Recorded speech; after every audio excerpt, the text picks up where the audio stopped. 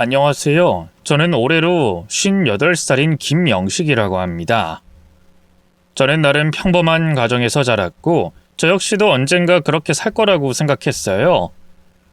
그냥 나이를 먹으면 저절로 가정을 이루고 아이들을 낳고 잘 살고 있을 거라는 막연한 생각을 했었죠. 아마 모르긴 몰라도 대부분이 그럴 겁니다. 30살이 되면 제대로 된 직업을 가지고 40살이 됐을 때는 더 여유롭게 살고 있을 거라는 착각을 하는 거죠. 그러다가 차를 사고 집을 사는 게 생각보다 더 힘든 일이라는 걸 알게 되고 아무것도 이루지 못했을 때 오는 괴리감에 좌절하기도 할 겁니다. 정확히 제가 그랬거든요. 뭐 딱히 타고나게 공부를 잘했던 것도 아니고 끈기가 있던 것도 아닌 어린 시절에 저는 그 어떤 책임감도 없이 덜컥 결혼을 했던 겁니다. 살아가다 보면 알아서 잘 되겠지라는 한없이 가벼운 마음이 없죠. 심지어 하루 벌어서 하루 먹고 살면서도 전혀 앞날을 걱정하지 않았고요. 반면 아내는 좀 많이 달랐습니다. 별 생각 없는 저와는 달리 미래를 위해 계획하고 끝없이 노력하는 그런 사람이었어요. 가정주부로 있었지만 틈만 나면 일을 했고 늘 부지런하게 움직였습니다. 하루는 그게 너무 신기해서 제가 물었죠. 당신은 왜 그렇게 몸을 가만히 못 둬? 집안일을 꼭 매일 해야 할 필요 있어? 더구나 그 부업인가 뭔가 해도 돈 되는 일도 아니잖아. 몸만 고생이지. 습관인가? 근데 하나 짐작되는 건 있어. 우리 부모님이 늘 그러셨거든. 돌아가신 장인 장모님이? 응. 나한테 물려준 게 성실한 뿐이라고. 우리 집이 사기를 당해서 빚이 많았잖아. 그래서 나한테 빚 넘어가지 않게 하는 거. 그리고 당신들이 가진 최고의 습관을 본받게 하는 거. 그거 두 개만을 위해서 사셨던 분들이거든. 어릴 때는 나도 엄마 아빠가 쉬지 않고 움직이는 게 너무 싫었는데 이젠 내가 그러고 있네. 신기하지 않아? 좀 대단하긴 하지. 나도 그런 걸 물려받았어야 했나? 근데 난 너무 귀찮아서 못할 것 같아. 난 일만 다녀오면 아무것도 하기 싫어. 게을러서 그런가 봐. 하면 다 하거든. 걱정 마. 나랑 살다 보면 이렇게 부지런해질 거야. 오늘 하루 진짜 열심히 살면 내일의 나는 더 자랑스러운 기분이 들거든. 어때? 좀 멋지지? 웃으면서 장난스럽게 그렇게 살아보겠다는 말은 했지만 객관적으로 저는 천성이 글러먹은 놈이었습니다. 당시 저는 배운 거 없어서 그냥 막노동이나 하는 사람이었고 그마저도 제대로 가지 않았어요. 힘이 좋아서 여기저기 불러주는 사람들은 많았지만 날씨가 덥다고 혹은 너무 춥다고 또 비가 온다고 나가지 않기도 했습니다. 그러면서도 핑계는 엄청 많았죠. 오늘 같은 날에 나가면 약값이 더 든다. 몸이 우선이지 돈은 중요하지 않다. 라는 별것도 아닌 이유였고요. 하지만 저는 그런 핑계를 댈 수 없는 순간이 오고 말았던 겁니다. 사건은 아내가 교통사고를 당하면서였어요. 부업을 하려고 일거리를 가지고 가던 길에 일어난 갑작스러운 사고였죠. 자전거에서 튕겨져 나와 머리를 크게 다친 아내는 청각을 담당하는 부위에 손상을 입어 귀가 들리지 않게 된 거였습니다. 수술 후에 시간이 지날수록 아내는 말하는 것조차 어눌하게 바뀌고 말았고 저는 크게 절망하게 됐죠. 저는 그때 처음 알았습니다. 이전엔 귀가 안 들려서 말을 못하는 게 아니라 둘 다 장애가 있다. 그렇게 단순히 생각했으니까요. 실상은 들리지 않으니 발음 교정이 어려워지고 그게 굳어지면서 어눌해지는 거였죠. 그런데 오히려 아내는 달랐습니다. 오히려 놀란 저를 다독이고 그 이후로도 이전과 다름없이 성실하게 매일을 살아갔죠. 발음 교정을 하고 또 수화를 배우기 시작했고요. 때문에 저 역시 그때 제대로 정신을 차리게 되며 거의 하루도 빠지지 않고 일을 나가기 시작했습니다. 그러다가 결혼 5년 차에 저희 딸도 낳게 됐고요. 물론 딸을 키우는 것도 쉽진 않았습니다. 청각장애가 있다는 것은 단순히 불편한 정도가 아니었거든요. 그때가 제 딸이 6살인가 7살 때였습니다. 집에 낡은 오래된 서랍이 있었는데 그걸 사다리처럼 타고 올라가다가 쓰러져 깔린 적이 있었죠. 딸은 울고불고 난리가 났는데 아내는 그것도 모르고 있다가 뒤늦게 발견을 한 겁니다. 그때 갈비뼈가 금이 갔고 허벅지 부위에 손바닥 길이 정도로 상처도 나게 됐죠. 그때 아내는 정말 많이 힘들어했었어요. 본인이 사고로 청각을 잃었을 때보다 딸아이에게 남을 흉터를 더 슬퍼했었습니다. 아내는 어눌하지만 이렇게 말했죠. 차라리 내가 그때 죽었어야 했어. 내 딸 어쩌면 좋아. 나 같은 엄마는 엄마도 아니야. 여보, 무슨 말을 그렇게 해? 아니야. 절대로 당신 잘못 아니야. 아니야, 내 잘못 맞아. 상처가 너무 커. 나중에 흉이 남을 거라고. 괜찮아. 금방 괜찮아질 거야. 의사 선생님도 흉터 안 남게 잘해주신다고 했잖아. 나 때문이야. 내가 못 들어서 30분 동안 딸이 날 얼마나 불렀을까? 그것만 생각해도 꽉 죽어버렸으면 좋겠어. 아무래도 난 아이를 잘 키울 수 없을 것 같아. 무너지는 아내를 위해 저는 일은 물론이고 집안일과 육아에도 손을 거들기 시작했습니다. 사건 이후로 불안해서 집안일은 미뤄두고 늘 딸을 시야 안에 두려는 아내를 대신해서 말이에요. 그걸 저희 딸도 느꼈는지 어느 날은 붉은 털실 하나를 들고 와서 아내의 손목에 팔찌처럼 둘렀고 긴 줄을 이어 본인의 팔에도 그걸 찼죠. 그걸 당기면 자기에게 오면 된다고 약간은 어색한 수화로 설명하면서 말입니다. 아내는 그날 감동해서 정말 많이 울었어요. 그래도 딸이 만든 털실 팔찌 덕분에 아내의 불안증은 완전히 사라졌고 다시 일상을 되찾았습니다. 저 역시도 더 일에 매진할 수 있었고 얼마 뒤 한 건설업체 현장 소장으로 일하게 됐죠. 현장 소장이라는 게 사실상 노가다처럼 보이긴 하지만 어느 정도의 전문 지식이 필요한 일이었습니다. 시공의 품질, 안전관리, 인력 배치 등을 책임지며 공정 일정이 계획대로 진행되도록 조정하는 일인데 저는 인부들이 불편해하는 부분을 최대한 개선해 나가며 잡음 없이 완공될 수 있도록 노력을 했죠. 때문에 처음에는 계약직으로 들어갔다가 1년 만에 그 회사에 소속되어 일을 하게 됐습니다. 부지런하고 사랑스러운 아내와 착한 딸, 그리고 안정적인 직장까지 나름 완벽한 삶이었죠. 딸도 잘 자라줬어요. 태생이 부지런한 아내와 후천적으로 부지런해진 저를 보며 자랐기에 딸 역시도 굉장히 부지런한 편이었습니다. 실제로 대학 등록금도 자기가 벌겠다면서 고등학교 때부터 아르바이트를 했죠. 미정아, 그건 아빠가 충분히 해줄 수 있어. 왜 아르바이트를 해? 난 대학 졸업하면 바로 유치원 교사할 거야. 이 성적 유지하면 들어가는 거 어렵지 않은 학교고 그 시간을 허비하느니 일하는 게 좋을 거라고 생각했어. 덕분에 돈도 벌고. 그래도 학교에서 뭐라고 하는 건 아니야? 예전에는 아르바이트 금지한 곳이 있었는데 요즘은 아니야. 부모님 허락만 받으면 얼마든지 할 수 있어. 그리고 이런 기회에 다른 일도 해보면 좋잖아. 놀면 뭐해? 무엇보다 엄마랑 아빠한테 좋은 선물도 해주고 싶단 말이야. 생각보다 딸이 훌쩍 자라는 건 슬픈 일이었지만 그래도 참 대견하긴 했었어요. 오히려 부모인 제가 배울 부분도 많았죠. 특히나 일찍 자기 진로를 정해서 계획을 짜는 걸 보면 대단하다는 생각도 들었습니다. 심지어 그 계획은 다른 길로 방향을 트는 법도 없었죠. 정말로 대학 졸업 후 바로 취업을 했고 유치원 교사가 됐기 때문입니다. 흠잡을 곳이 없어서 오히려 서운할 정도로 딸은 잘해줬죠. 그런 딸이었기에 딸의 갑작스러운 결혼 소식은 너무나 당황스러울 정도였습니다. 결혼? 지금 너 나이가 28살인 건 알고 하는 말이야? 요즘 다들 늦게 해서 그렇지 28살이면 결혼하고도 남지. 아빠랑 엄마도 일찍 결혼했잖아. 내가 결혼을 하겠다는 사람 진짜 좋은 사람이야.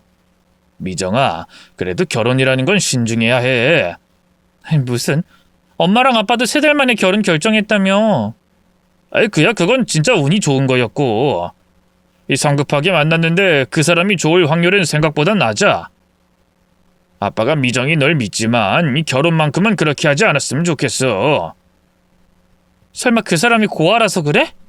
그건 편견이야. 아니, 편견이라고 해도 어쩔 수가 없어. 아빠는 그 남자한테 너 보낼 수 없으니까. 아빠! 그냥 너한테 말로만 들어도 속이 답답해. 아니, 아빠가 언제 억지 부린 적 있어? 단순히 사람이 좋다 안 좋다가 아니야. 너무 불행하게 살았잖아. 그런 사람은 어둠이 있긴 마련이야. 내가 함께 있으면서 괜찮아질 수 있어. 그리고 내가 웃고 있다고 해서 어둠이 없는 것도 아니잖아. 물론 난 엄마 아빠 사랑받으면서 자랐지만 그래도 누구나 그런 면은 있다는 말이야. 사람이 어떻게 마냥 밝고 좋은 것만 보고 자랄 수 있겠어. 그래도 안 돼. 안 되는 건 안 되는 거야. 아빠, 그럼 제대로 보고 말해줘. 나한테 말만 들은 걸로 이러지 말고 제발. 딸의 애원으로 결국 그 녀석을 만나긴 했습니다. 딸 가진 아빠가 하는 말이라 개인적이고 주관적인 생각이 다소 많긴 했지만 첫인상부터가 마음에 들지 않았죠. 일단 눈알은 죽은 생선처럼 흐릿했습니다. 등은 굽어 있었고 어깨는 안쪽으로 완전 말려 있었어요. 햇빛을 본 적이 없는 건지 얼굴색은 사리곰탕 국물색이었죠.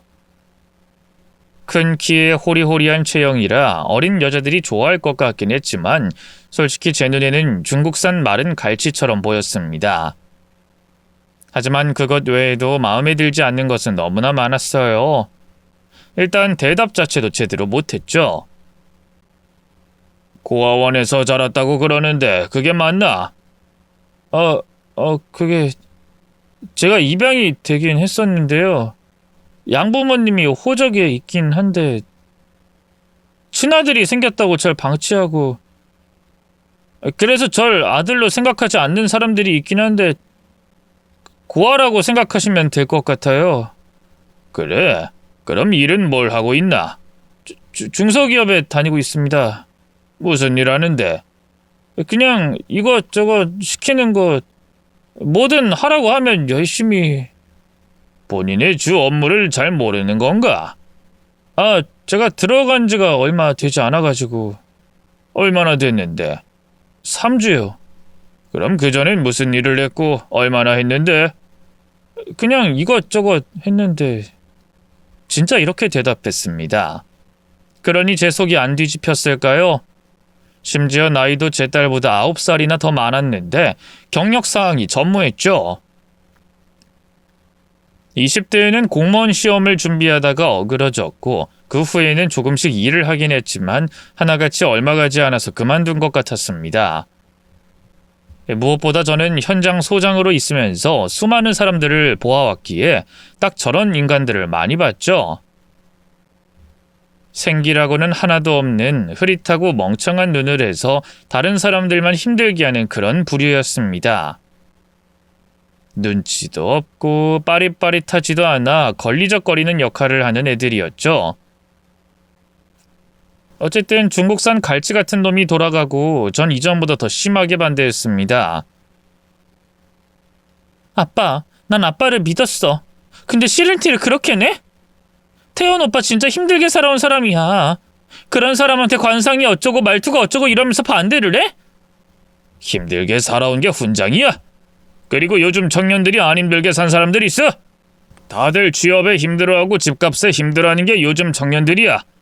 얼마나 힘들었으면 결혼도 연애도 포기한다는 말이 나오겠어?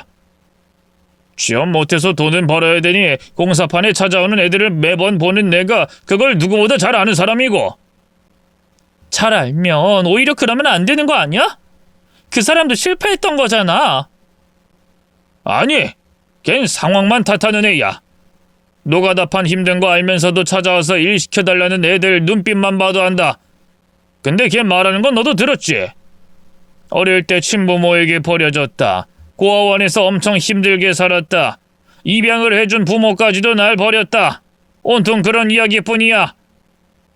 난 첫 만남부터 동정심 들게 하는 소리 하는 거 별로다. 그런 인간 부류들이 원하는 게 동정이야. 아빠! 그런 의미로 말한 게 아니라니까? 그냥 솔직한 거잖아. 너도 마찬가지야. 너도 날 설득한다는 게 겨우 불쌍한 사람이다잖아. 결혼을 불쌍해서 한다는 말을 하면서 날 어떻게 설득하겠다는 거야? 이 세상 사람들한테 물어봐라. 저런 자리에 내 딸 쉽게 넘기겠다는 부모가 있나? 우리 집이라고 뭐 그렇게 크게 달라? 우리 집도 마냥 평범하게 그렇게 살았다고 볼 수 있어? 아니잖아. 근데도 난 우리 집, 내 부모님 다 좋았어. 내가 저 사람 바꿀 수 있어. 사람 바꾸겠다, 내가 고쳐서 쓰겠다는 게 얼마나 위험한 소린지 네가 알겠니? 아빠는 절대로 허락 안 해. 행여나 너희 엄마한테 허락받고 넘어갈 생각도 말고. 그땐 아내도 참 힘들어했습니다. 딸은 울고 저는 화를 냈으니 당연했겠죠. 모두의 손목에 빨간색 털실이 엮여있던 그때로 다시 돌아갈 수 없다는 걸 깨달았고요. 더구나 아내가 힘들어한 것은 따로 있었습니다. 바로 본인의 장애 때문에 딸이 그런 선택을 했다. 그리 생각했죠. 애가 어릴 때도 불쌍한 사람만 보면 지나치지 못했어. 나 때문에 그래서 그런 것 같아. 내가 장애를 가지고 있으니 저런 사람을 감싸려고 하는 거야. 저는 아내의 어눌한 말에 수화와 동시에 말을 했습니다. 그래도 절대로 안 될 일이야. 당신도 절대로 마음 약해지지 마. 하지만 딸이 저렇게 좋다고 하는데. 잠깐 순간의 감정일 뿐이야. 불쌍하다고 결혼하는 건 안 돼. 그럼 당신이 알아서 해. 난 모르겠고 난 그냥 딸의 행복을 바라고 싶어. 아주 가끔은 제가 반대하는 게 그 남자 때문이 아니라는 생각도 들긴 했어요. 장애가 있는 아내 대신에 어린 딸을 대부분 제가 돌봐줬죠. 실제로 딸이 엄마라는 말보다 아빠라는 말을 먼저 했을 정도니까요. 그래서 제가 괜한 오기를 부리는 건 아닌지 의심이 들 때도 있었습니다. 하지만 설령 그렇다고 하더라도 중국산 갈치에게 제 딸을 맡길 수는 없었고 제 판단이 틀렸다는 생각도 들지 않았습니다. 하지만 자식을 이기는 부모가 없다는 걸 깨닫게 됐죠. 단 한 번도 제게 실망시킨 적 없던 제 딸이 1년 뒤에 덜컥 임신을 했던 겁니다. 아빠, 정말 미안해. 소리를 지르다가 전 그 말에 멈춰야 했죠. 진심으로 미안하다는 제 딸, 그리고 뱃속에 있는 손주를 위해서라도 반대를 더는 할 수 없었던 겁니다. 그렇게 눈물을 머금고 딸과 손을 잡고 식장에 입장할 수밖에 없었고요. 사위의 양부모는 결혼식에 참석하진 않았습니다. 당연히 상견례에도 나오지 않았죠. 그런 걸 보면 참 안타깝긴 한데도 도저히 좋아지진 않더군요. 그런 이유로 아내는 저와 사위 그리고 딸의 사이에서 중재를 위해 노력했습니다. 당신 그거 질투야. 딸 훔쳐갔다고 생각하는 거라고. 그러면 안 돼. 저는 격정적인 수화를 시전했죠. 도둑놈이면 교도소에 넣기라도 하지. 그냥 딸이 더 행복할 수 있게 우리가 지켜봐 주자. 그게 부모의 역할이야. 난 끝까지 지켜볼 거야. 우리 딸 눈에서 눈물 나면 아주 피떡을 만들어버릴 거라고. 제가 너무 과잉 보호한다. 손가락질 하실 분들이 있을 겁니다. 하지만 저도 이유는 있었어요. 일단 결혼 후 얼마 안 가서 사위는 기존에 하던 일을 또 그만둬 버렸죠. 그리고는 사업인가 뭔가를 한다며 집에서 팽팽 놀고 있었습니다. 심지어 그때 제 딸은 출산을 앞둔 상태로도 일을 하고 있었는데 말이죠. 그래서 저 역시도 꾹 참고 저희 건설 현장에서 일하라고 제안을 했지만 사위는 이렇게 말했습니다. 제가 군대 다니면서 허리를 다쳤거든요. 그래서 험한 일은 못해요. 전 어이가 없었지만 또 참고 말했죠. 아, 그런가? 근데 꼭 공사 현장이라고 험한 일만 있는 건 아니네. 신호수를 할 수도 있고 안전관리인이 될 수도 있지. 돈도 제법 잘 주는 편이니까. 제가 먼지 알레르기가 좀 있어서요. 그리고 저 사업 준비에도 너무 바빠서 말씀은 감사한데 그냥 제가 하는 일을 할게요.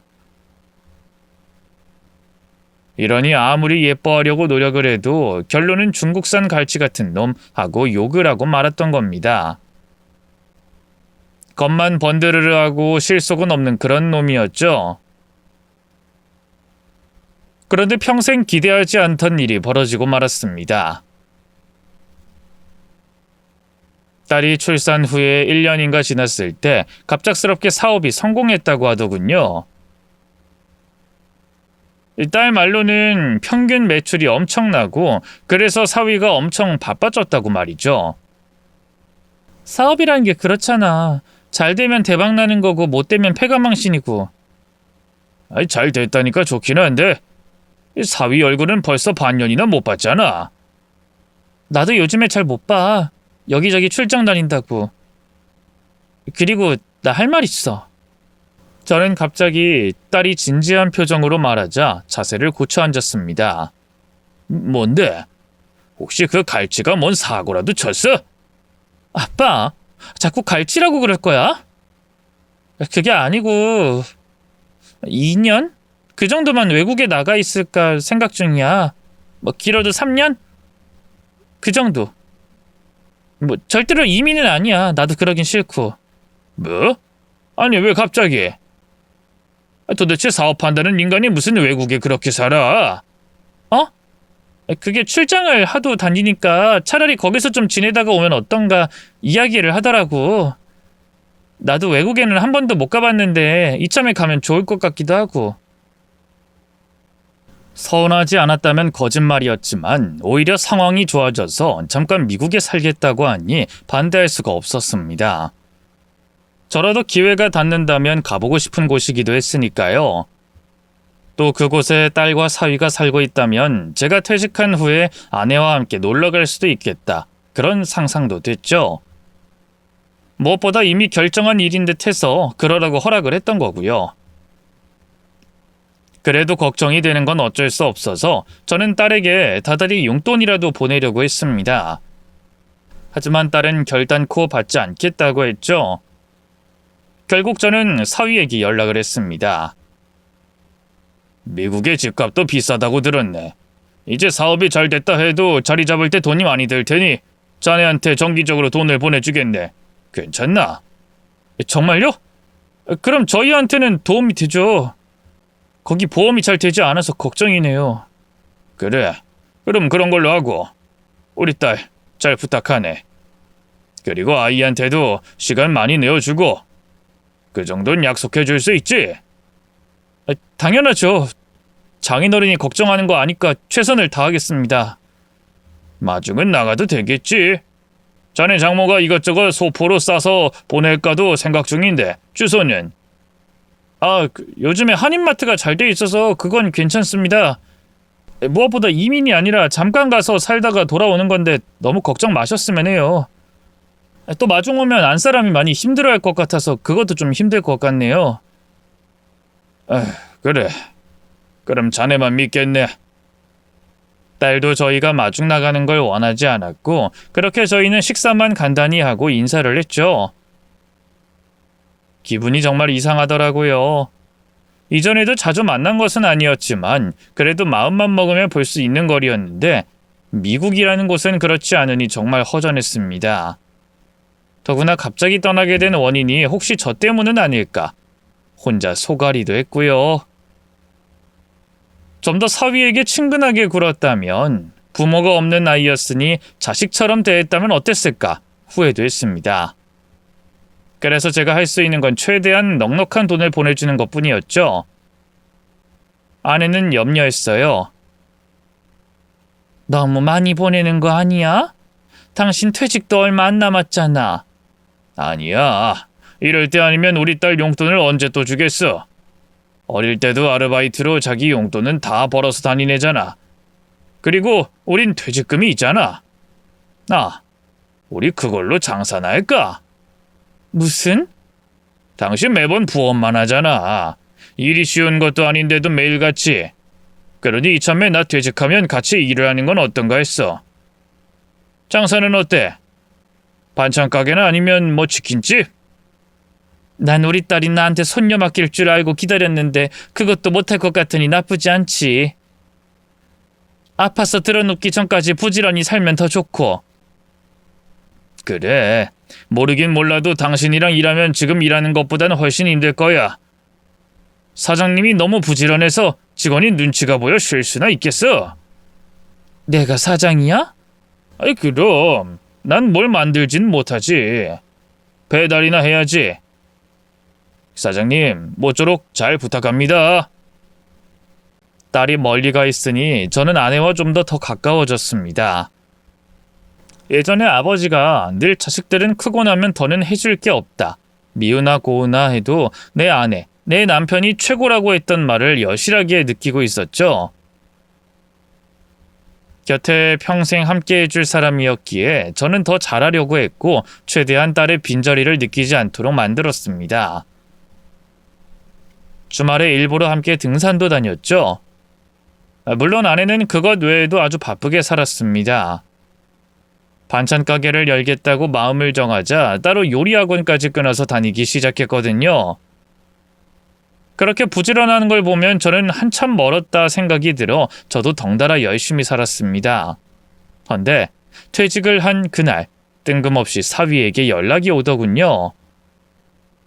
장인어른, 저 좀 도와주십시오. 지금 미정이가 위급해요. 뭐? 아니 도대체 그게 무슨 말인가? 자세하게 이야기해보게. 지금 이야기할 정신이 없어요. 일단 교통사고를 당해서 수술을 해야 할 상황이 됐어요. 당장 수술하지 않으면 위험한데 미국 치료비가 엄청 비싼 건 아시죠? 보험이 우리나라처럼 적용도 되지 않아서 너무 큰 돈이 필요해요. 최대한 마련해서 보내주실 수 있죠? 아니 얼마나 있으면 되나? 내가 당장 그쪽으로 가겠네. 어차피 보호자 한 명만 들어갈 수 있어요. 아니 왜? 코로나가 끝났는데. 미국이라서 좀 달라요. 어쨌든 지금 상황 급한 거 아시잖아요. 그러니까 일단 수술 후에 한국을 들어가는 방향으로 하고 그곳에 계세요. 네? 제가 알아서 할 테니까 저만 믿으시고요. 퇴직금 받으셨죠? 그걸 다 보내시면 어떨까요? 퇴직을 하긴 했는데 당장 돈이 나오는 게 아니야. 회사에서 처리를 해줘야 받는 거지. 그럼 당장 대출이나 뭐 다 끌어와서 가능하죠? 그래. 일단 오늘 당장 은행 가서 송금을 하겠네. 모은 돈이랑 대출도 알아보고.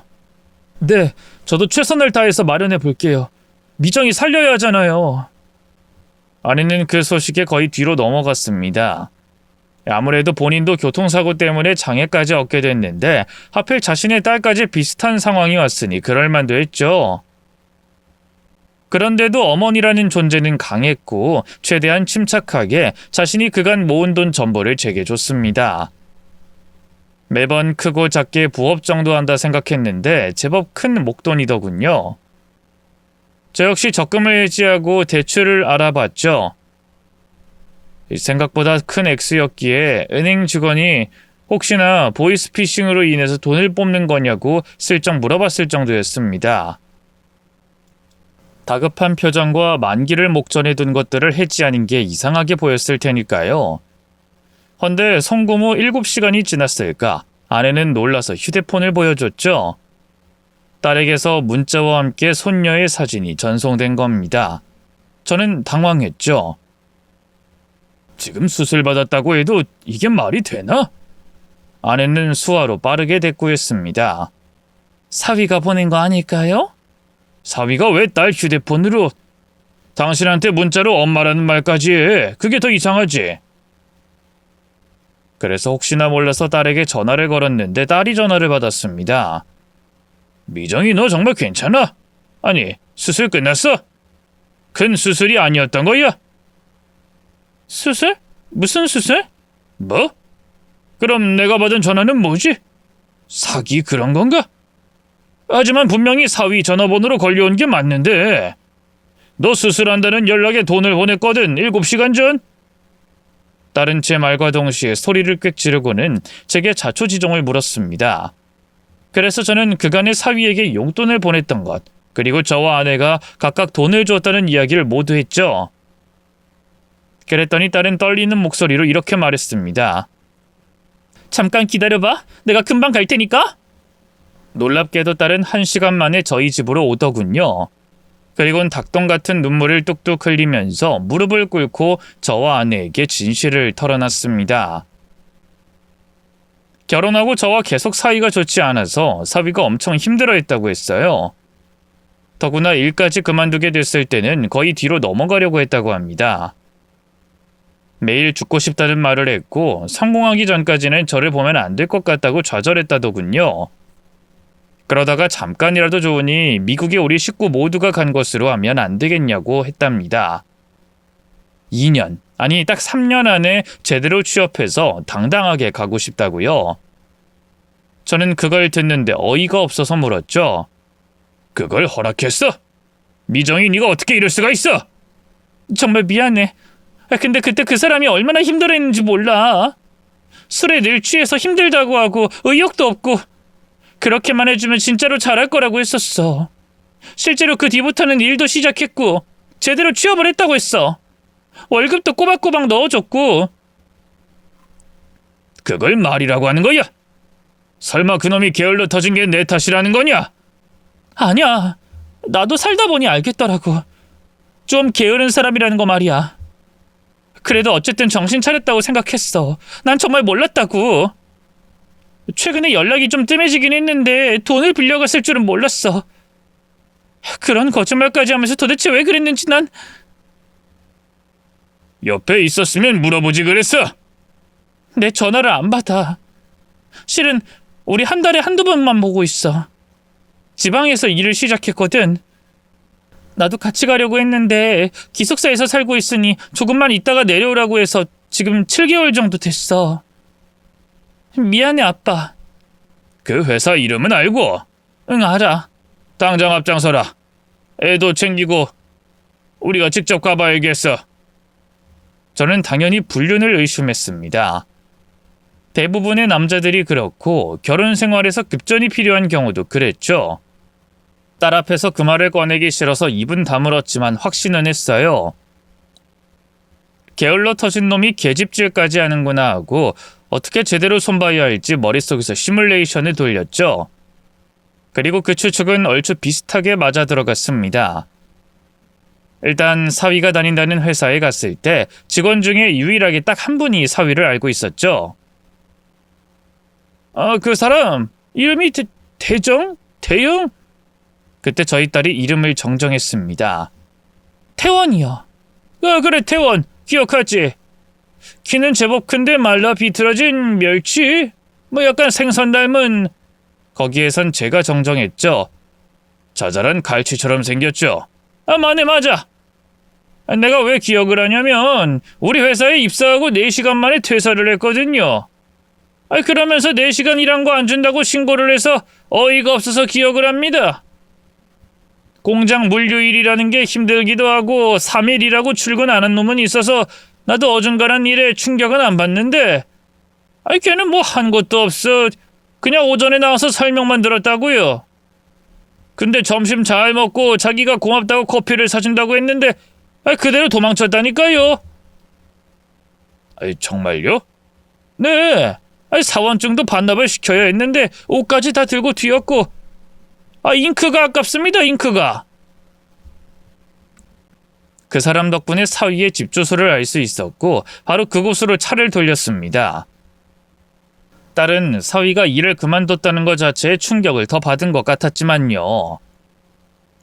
일을 그만뒀으면 그럼 그건 나한테 생활비로 준 돈은 뭐지? 나한테 받은 돈으로 준 거 아니겠어? 다른 곳에 취업했을 것 같진 않은데. 그게 말이 돼? 도대체 왜? 어쩜 사람이 그럴 수 있지? 딸은 애초에 그런 부류의 사람을 본 적이 없었기에 쉽게 받아들이지 못했습니다. 단지 기회가 없었고 운이 좋지 않아 오래 일을 못했을 거라고 생각했던 것 같았죠. 물론 그런 경우도 있긴 해요. 일을 너무 하고 싶어도 하지 못하는 사람도 있으니까 말입니다. 하지만 저는 확신했죠. 사위는 기회가 없는 게 아니었으니까요. 이윽고 사위가 살고 있다는 원룸에 도착을 했는데 저희가 한 발 늦었다는 걸 알게 됐죠. 집주인 말로는 어떤 여자와 함께 오전에 이사를 끝내고 집을 비웠다고 해요. 그리고 우린 그곳에서 살았던 사위에 관한 이야기를 들을 수 있었죠. 한 몇 달을 집에서 나오질 않더라고요. 난 사람 사는지도 몰랐어요. 계약할 때 한 번 보고 쓰레기 버리러 나갈 때 한 번? 뭐 그것만 봤지. 그럼 여기 안 살았던 건 아닌가요? 주소만 옮겨 놨다거나. 그건 아니에요. 배달 음식이 매번 문 앞에 걸려 있어서 내가 알죠. 살긴 하는데 안 나오는 그런 사람들이 있어요. 사람 만나는 것도 싫어하고 일도 안 다니는. 근데 갑자기 무슨 사업이 성공했다나? 뭐 이러면서 좋은 아파트로 이사 간다고 하더라고요.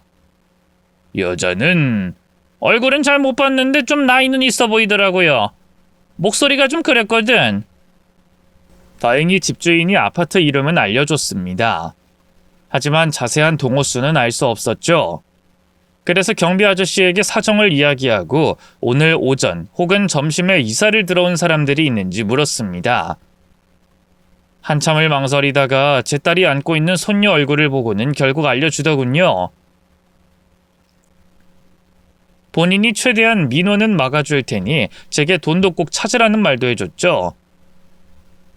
혹시나 갑자기 마주칠 걸 대비해서 그것보다 한층 위로 올라가서 계단을 타고 내려왔습니다.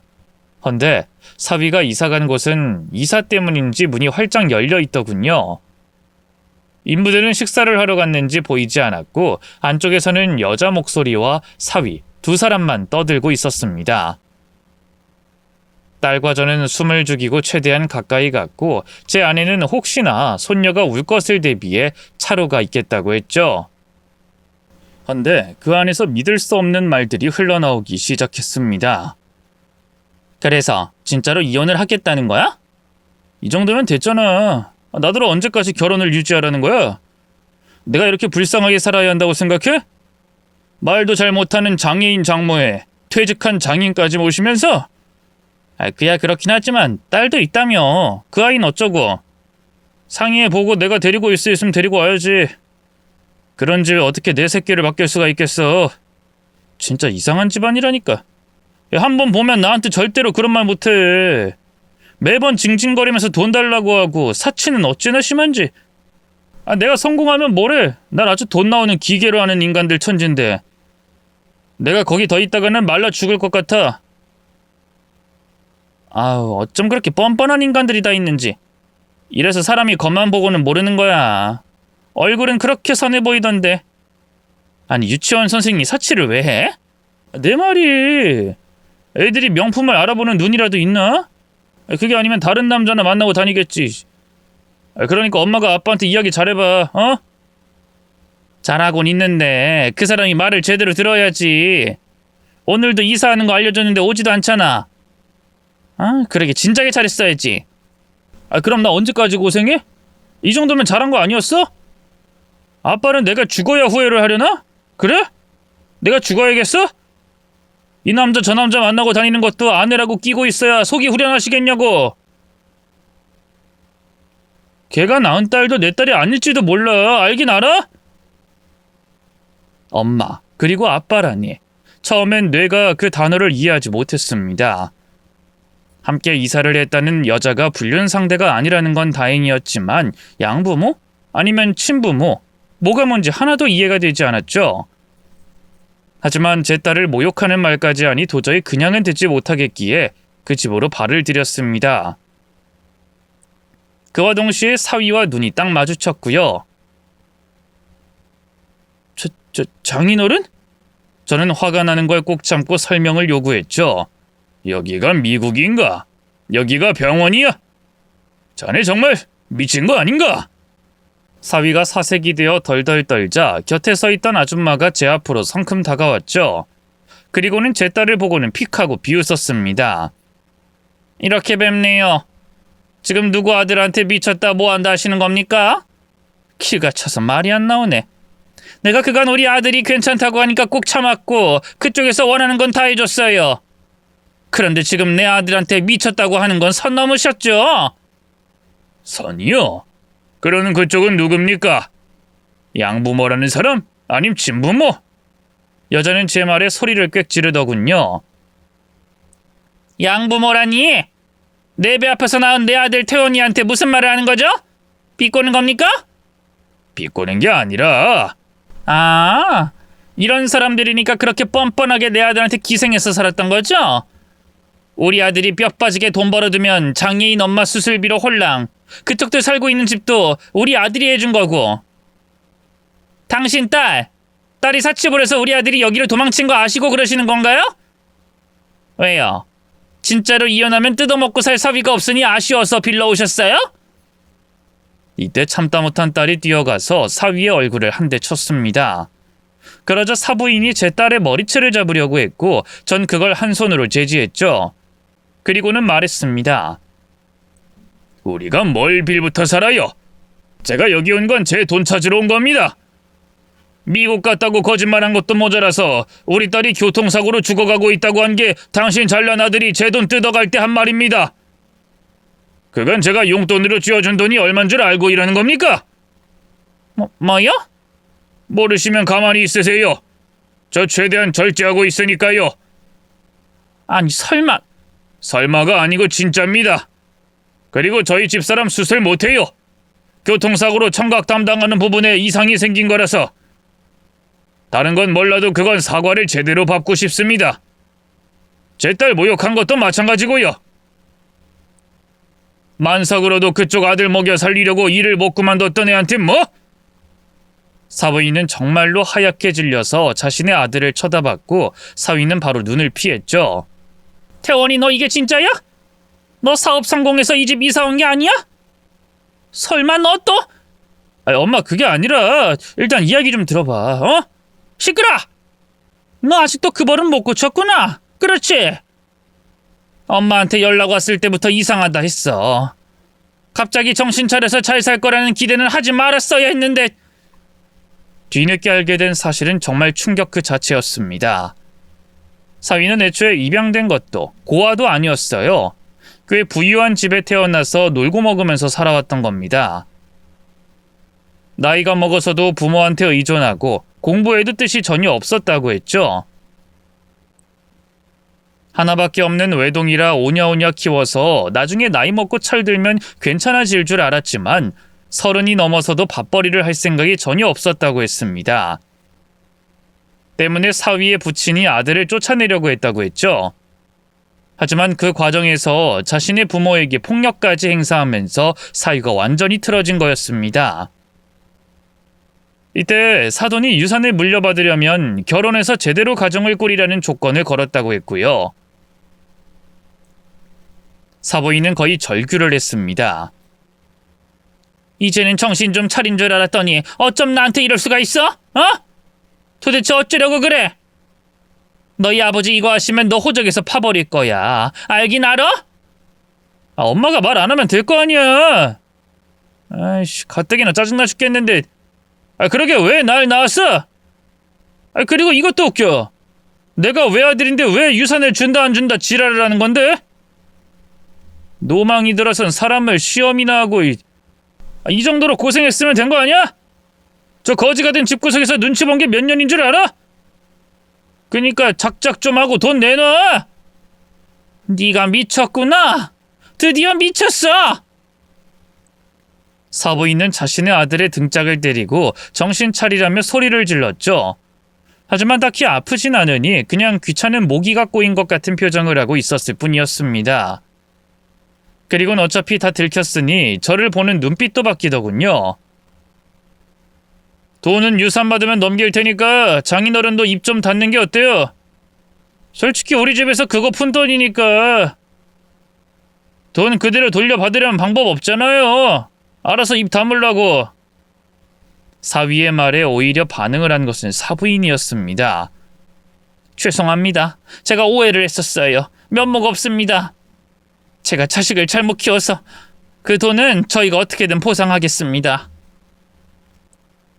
그러자 사위가 발작을 하며 제 엄마에게 달려들었죠. 입 닥치라고 했지? 괜히 문제 커지니까 돈 이야긴 꺼내지 마. 알아서 내가 받아서 주면 되는 거 아니야? 엄마 설마 하나뿐인 아들 등 돌릴 건 아니잖아. 나 이대로 확 죽어버리면 좋겠어? 그래야 속이 시원하냐고.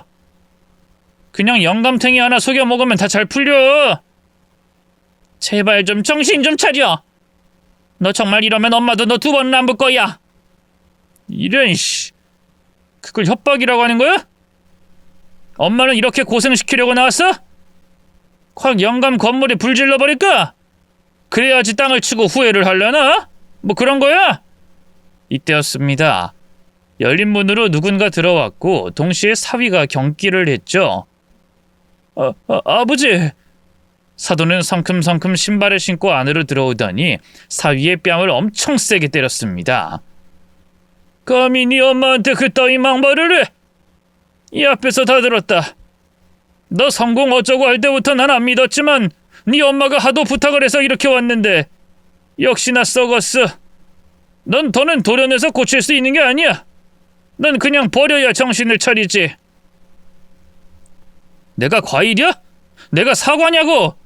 뭘 맨날 도려내고 썩었다는 건데? 그러는 아버지는 나한테 뭘 그렇게 잘했는데? 쥐들이 멋대로 낳아놓고 끝까지 책임도 안 질 거면서. 네 나이가 벌써 37이야. 근데 아직도 부모한테 돈 달라고 하는 게 정상이야? 게을러 터져서 입에다 밥 넣어주지 않으면 그것도 안 먹는 놈을 여기까지 키운 것도 대단한 네 엄마한테 함부로 하는 게 아들이고. 그러는 넌 우리한테 뭘 해줬니? 난 네가 5년 전에 네 엄마한테 손 올린 순간부터 너 안 믿었다. 너 같은 건 다신 안 보면 그만이야. 유산 꿈도 꾸지 마라. 우리가 죽기 전까지 다 쓰고 남은 건 사회에 환원해버릴 테니. 순간 사위는 이를 악물고 사위에게 주먹을 뻗었습니다. 때문에 사부인은 소리를 질렀고 사돈이 바닥에 주저앉았죠. 워낙 힘이 없는 팔이라서 위력은 없어도 그 충격에 쓰러진 겁니다. 이에 제가 나서서 사위의 양팔을 잡았죠. 나이도 제가 훨씬 많았지만 건설 현장에서 잔뼈가 굵은 저를 이겨낼 순 없었을 겁니다. 헌데 그때 사돈이 소리를 치더군요. 저놈 좀 제대로 좀 때려주십시오. 책임은 제가 다 지겠습니다. 정신 바짝 들게 다신 우리한테 손 좀 못 올리게 해주세요. 진심입니다. 하지만 사람을 때리는 일이라 바로 하지 못했는데 제 딸이 씩씩거리더니 사위의 중요 부위를 걷어찼습니다. 그리고는 머리채를 잡고 이리저리 흔들었죠. 그러면서 이제까지 본인이 얼마나 고생을 하고 딸 혼자 키우면서 힘들었는지 아냐고 소리를 꽤 질렀는데 그걸 듣고 있는데 저도 화가 치밀었고 그래서 사위의 명치, 얼굴에 한 방씩 주먹을 날려줬죠. 얼마나 약해 빠졌는지 바로 기절을 해서 더 때리진 못했습니다. 그 뒤에 제 아내와 손녀가 오기도 했고요. 기절한 사위는 방에다가 던져놓고 사부인으로부터 전후 사정을 모두 들은 사돈은 저희 앞에서 고개를 깊이 숙였습니다. 일단 제 아내가 실수한 것은 정말 죄송합니다. 어떤 말로도 실수를 돌이킬 순 없겠죠. 그리고 아들이 가지고 간 돈은 모두 전부 보상해 드리겠습니다. 물론 금전적인 보상으로 상처가 나을 수 없다는 것도 알아요. 제가 못난 탓이고 제가 나빴습니다. 자식을 잘못 키웠는데 고치지 않고 밖으로 돌린 건 제 불찰이니까요. 어릴 때는 통제가 가능했었는데 머리가 크고 나니 본인들도 어느 순간 너무 지쳤다고 했습니다. 특히나 일을 하라고 하는 걸 병적으로 싫어했는데 초반에는 욕설 정도였지만 나이를 먹을수록 점점 폭력적으로 바뀌었다고 했죠. 그래도 결혼을 하면 바뀔 거라고 생각했기에 두고 봤다고 했습니다. 하지만 사위에게 있어서 결혼도 아이를 낳는 것도 모두 유산을 받기 위한 수단에 불과했던 거고요. 그에게 있어 목표는 오롯이 일하지 않고 먹고 사는 것뿐이었던 거죠. 결혼을 유지하는 것도 귀찮았기에 사위는 우리 집안을 쓰레기처럼 묘사했고 이혼을 해도 된다는 허락이 떨어지길 기다렸던 겁니다. 결혼식에 불참했던 건 역시 저희가 싫다고 했기 때문으로 알고 있더군요. 장애가 있는 아내가 병적으로 사람을 만나는 걸 싫어한다. 그래서 참석은 하지 말라고 했답니다.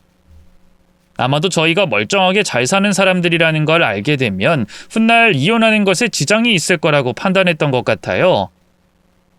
때문에 저희는 정말 기생충같이 빌붙어 사는 사람들로, 또 제 딸은 사치와 남자에 미친 사람으로 만들어버린 겁니다.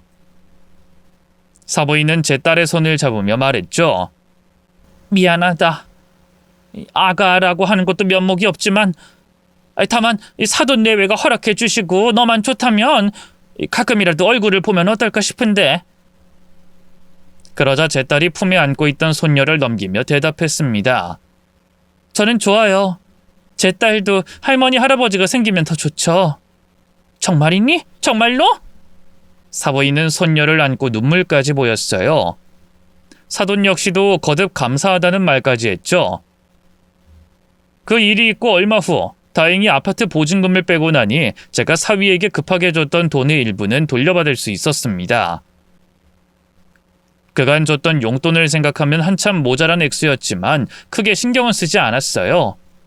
오히려 걱정되는 건 제 딸이었죠. 하지만 딸도 그 상황을 잘 이겨냈습니다. 제 엄마를 꼭 닮아서 슬픔은 잠깐이고 미래를 위해서 나아가는 힘이 있었죠. 이혼도 잘 마무리했고 사돈도 결국 아들과의 절연을 택했습니다. 게으름병에 걸린 아들 대신에 택한 게 제 딸과 손녀였던 거고요. 실제로 두 분은 손녀 앞으로 원룸 건물까지 선물이라며 하나 넘겼죠. 또 저희에게는 제안을 하나 했습니다. 이 지역이 좀 멀긴 한데 어차피 퇴직하셔서 반찬 가게 하실 거면 저희 상가에서 시작하시면 어떨까 해서요. 물론 월세는 전혀 받을 생각이 없습니다. 인테리어도 공짜. 혹시 저희가 가까워지면 손녀도 자주 보고 할 수 있어서 그러시는 건가요, 사돈? 아이고, 저희의 검은 속내가 들켰네요. 어차피 들킨 거 못 이기는 척 와주시면 안 되겠습니까? 쉬는 날엔 저랑 낚시도 가고 여기도 참 살기 좋거든요. 고민은 많이 했는데 아내와 상의 끝에 그곳으로 이사를 가기로 했네요.